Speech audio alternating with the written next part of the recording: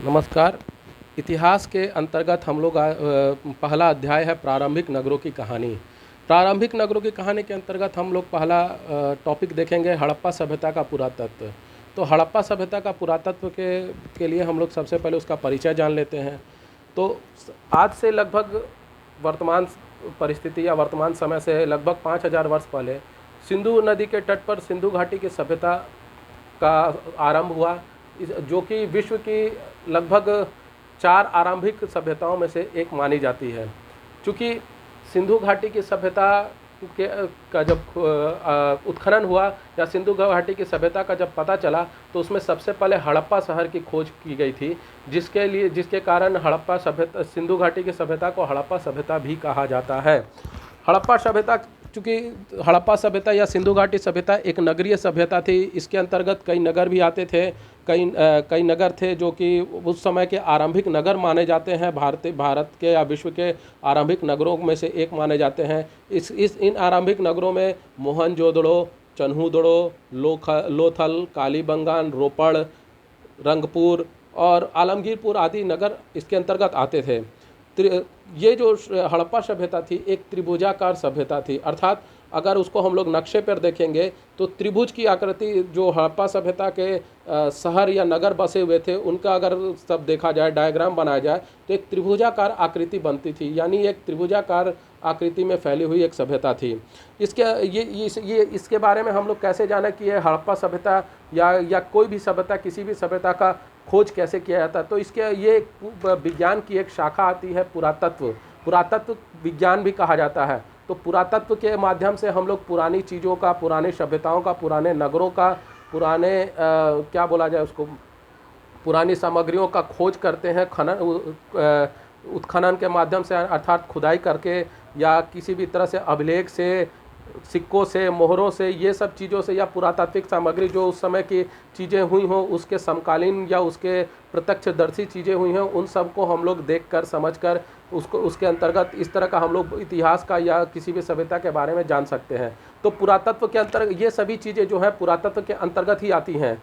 तो अगर इसकी परिभाषा अगर दी जाए तो पुरातत्व एक ऐसी कसौटी है भारतीय पुरातत्व इतिहास को जानने की सर्वश्रेष्ठ कसौटी मानी जाती है।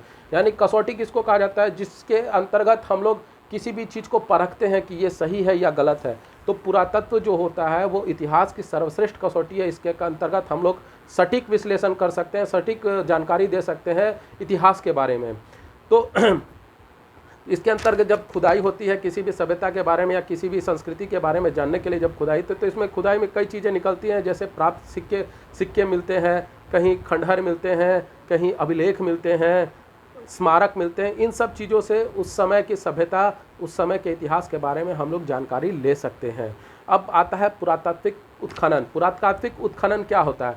पुरातात्विक उत्खनन वैसी जगहों पर खोज की जाती है, खुदाई की जाती है जहां हमें इतिहास के या किसी सभ्यता या किसी संस्कृति के बारे में जानकारी लेने के लिए साक्ष्य प्राप्त होता है। तो इसका सबसे पहले पुरातात्विक उत्खनन का सबसे पहला उदाहरण मिलता है पीट रिवर्स महोदय ने पुरातात्विक स्तरीकरण के लिए, अर्थात पुरातात्विक खोज करने के लिए वैज्ञानिक अध्ययन की नींव सबसे पहले मिस्र में डाली थी। यानी अगर पुरातात्विक इतिहास का प्रारंभ माना जाए तो ये सबसे पहले मिस्र से शुरू होता है पीट रिवर्स महोदय द्वारा। उसके बाद भारत में 15 जनवरी 1784 को विलियम जोन्स ने कलकत्ता में एशियोटिक सोसाइटी की स्थापना की और यहीं से भारत में पुरातात्विक अन्वेषण यानी पुरातात्विक खोजों का आरंभ हुआ। फिर 1861 में भारतीय पुरातत्व विभाग की स्थापना हुई, जिसके प्रथम डायरेक्टर कनिंघम महोदय बने। क्योंकि उस समय अंग्रेजों का राज था भारत में, इसलिए ज़्यादातर अंग्रेजी सरकार ने ही पुरातात्विक विभाग की स्थापना की और उसको खोज करने के लिए पुरातात्विक वैज्ञानिकों को इसकी जिम्मेदारी दी।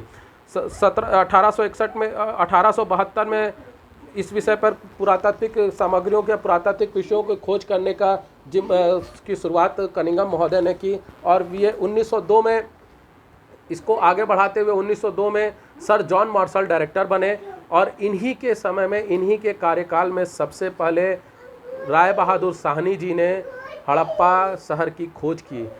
तो अगर हम इसके बारे में कहें तो हड़प्पा शहर के सभ्यता के खोजकर्ता के रूप में हम लोग आज भी राय बहादुर साहनी जी का ही नाम लेते हैं। इन्होंने सबसे पहले हड़प्पा सभ्यता की खोज की और 1900 वहाँ से प्राप्त मोहरों के आधार पर हड़प्पा सभ्यता में जब खोज हुई तो वहाँ से कई तरह के मुहर अर्थात सिक्के या मुहर के रूप में वो प्राप्त हुए और उन्हीं मोहरों के आधार पर 1924 ईस्वी में भारतीय पुरातत्व सर्वेक्षण के डायरेक्टर सर जॉन मार्शल ने समस्त विश्व के समक्ष एक नई सभ्यता, जिसे आज हम सिंधु घाटी की सभ्यता के नाम से जाने जाते हैं, कि खोज करने की घोषणा आरंभ कर दी कि यहाँ से एक न्यू मिला कि एक सभ्यता जो है भारत के इतिहास में एक सभ्यता है या थी जिसके बारे में हमें कोई जानकारी नहीं थी। अब हम लोग उसके बारे में जानकारी लेना शुरू कर दिए हैं और ये घोषणा 1924 में सर जॉन मार्शल महोदय ने की।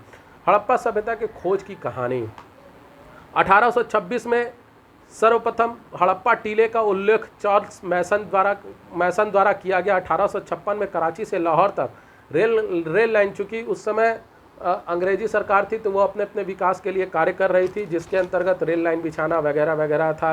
आपको जानकारी होगी कि भारत में सबसे पहला रेल सेवा का शुरुआत 1853 में मुंबई से ठाणे के बीच हुआ था। तो उसी दौरान चूँकि अंग्रेज लोगों ने इस तरह के कार्य कर रहे थे तो वहीं कराची से लाहौर तक रेल लाइन बिछाने के दौरान जब खुदाई हो रही थी तो वहाँ पे जॉन ब्रंटन एवं विलियम ब्रंटन दो दो भाई थे, अंग्रेज भाई थे, इन्हें कुछ पुरातात्विक अवशेष प्राप्त हुए, यानी पुरातात्विक कुछ सामग्री कुछ अवशेष प्राप्त हुए, जिन्हें इन्होंने 1873 में जनरल करिंगम महोदय को दिखाया। और उन्होंने जब इन सामग्रियों को देखा, इन अवशेषों को देखा, तब वहाँ पे उन्होंने खुदाई आरंभ करवाई और खुदाई आरंभ कराने के पश्चात उन्हें वहाँ से कुछ हड़प्पाई पूरा वस्तुएं यानी पुरानी वस्तुएं जो उस समय के सभ्यता की थी जी, वो उन्हें उपलब्ध हुई, उन्हें मिली। और इस आधार पे उन्होंने इस सभ्यता को हड़प्पा सभ्यता का नाम दिया और वहीं से हड़प्पा सभ्यता की के बारे में और खुदाई होने शुरू हुई और उसके बारे में हम लोग जानकारी लेना शुरू हुई। उसके बाद जब दयाराम साहनी ने 1921 में पाकिस्तान के पंजाब प्रांत में रावी नदी के तट पर स्थित हड़प्पा नामक स्थल पर पुरातात्विक उत्खनन कराई, तो तब उसमें से कई हड़प्पाई मोहरें प्राप्त हुई। दूसरे वर्ष 1922 में राखल दास बनर्जी ने मोहनजोदड़ो नगर की खोज की। यह स्थान पाकिस्तान के सिंध प्रांत के लरकाना जिले में सिंधु नदी के तट पर स्थित था। इस तरह से हड़प्पा सभ्यता का उद्भव हुआ। दुनिया के समक्ष एक नई सभ्यता, चूँकि समस्त विश्व ने भारतीय इतिहास, भारतीय सभ्यताओं को हमेशा नवीनतम सभ्यता ही माना है, जबकि लगभग दुनिया के 4 प्राचीन सभ्यताओं में भारतीय सभ्यता का भी नाम आता है। उसमें कहीं भी यूरोपियन सभ्यता और कई सभ्यता नहीं है। जिसमें दुनिया के प्राचीन सभ्यताओं में मेसोपोटामिया की सभ्यता, मिस्र की नील नदी की सभ्यता, चीन की सभ्यता और भारत की सिंधु घाटी की सभ्यता, यही 4 सभ्यताएं ही हैं जो विश्व की सबसे प्राचीनतम सभ्यताओं में मानी जाती हैं। इनके अलावा जो भी सभ्यताएं हैं वो इनके बाद आई हैं, इनके बाद ही इन सभ्यताओं का उदय माना जाता है। लेकिन ये 4 सभ्यताएं हैं जो विश्व की सबसे प्राचीन सभ्यताएं और सबसे आरंभिक सभ्यताओं में मानी जाती हैं। हड़प्पा सभ्यता का विस्तार। हड़प्पा सभ्यता का विस्तार लगभग 1600 किलोमीटर पूर्व से पश्चिम तक और उत्तर से दक्षिण तक लगभग 1100 किलोमीटर तक था। परंतु उत्तर में सराय खेला आदि स्थलों की प्राप्ति से यह सीमा और बढ़ गई है। यह सभ्यता का एक त्रिभुजाकार रूप में विस्तृत था। अगर इसका पूरा क्षेत्रफल देखा जाए, इस हड़प्पा सभ्यता का पूरा क्षेत्रफल देखा जाए तो लगभग 12,99,600 वर्ग किलोमीटर था। यह सभ्यता उत्तर में जम्मू के अखनूर जिले से लेकर दक्षिण में नर्मदा नदी के तट पर एवं पश्चिम में बलूचिस्तान के मकरान समुद्र तट से लेकर उत्तर पूर्व में मेरठ तक स्थित थी। अर्थात आज के परिवेश के अनुसार अगर देखा जाए तो जम्मू से लेकर नर्मदा नदी यानी मध्य प्रदेश या महाराष्ट्र आप चले जाइए, उत्तर में आप चले उत्तर से अगर आप दक्षिण आ रहे हैं तो वो जम्मू उत्तर में पड़ता है और महाराष्ट्र लगभग पश्चिम में या उस समय दक्षिण कहा जाए तो वहाँ तक था। पश्चिम में बलूचिस्तान आज के समय में पाकिस्तान में है। अफ़गानिस्तान और पाकिस्तान के बीच में जो बलूचिस्तान स्थित है वो बलूचिस्तान वहाँ। और वहाँ से लेकर मेरठ उत्तर प्रदेश में है। मतलब समझ लीजिए कि लगभग 13 लाख वर्ग किलोमीटर के रेडियस में फैला हुआ यह सभ्यता था। यानी सोच लीजिए कितना विशाल सभ्यता ये होगा। इस सभ्यता का क्षेत्रफल मिस्र से 20 गुना तथा मिस्र तथा मेसोपोटामिया दोनों के सम्मिलित क्षेत्र से लगभग 12 गुना अधिक था। ये भारत की जो सिंधु घाटी सभ्यता थी, सोच लीजिए कि कितनी विशाल सभ्यता थी, जो कि मिस्र की सभ्यता से 20 गुना बड़ी थी। और मिस्र और मेसोपोटामिया की सभ्यताओं को जोड़ दिया जाए तो भी इससे वो 12 गुना ज़्यादा बड़ी थी। इतनी विशाल सभ्यता भारत के अंतर्गत थी। हड़प्पा सभ्यता का काल। हड़प्पा सभ्यता का काल कई विद्वानों ने अलग अलग समय बताया है।